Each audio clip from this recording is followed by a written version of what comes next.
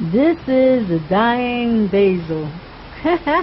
You know that I bought it and it looked like it was going to die. The leaves were all yellowish and everything. Well, I changed the dirt. I put new dirt on it from the ground because I don't have no, I didn't put no fresh bought dirt. I just put this regular outside dirt, mix it up with a little bit of sand, and there it goes. It loves it.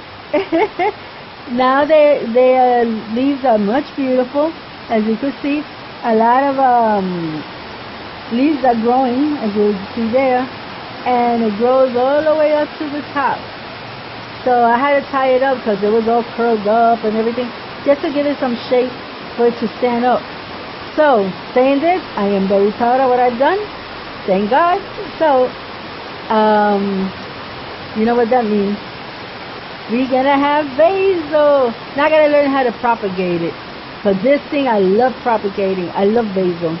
With sofrito, the best. So that's all for now. God bless you all. Until next time. Bye bye.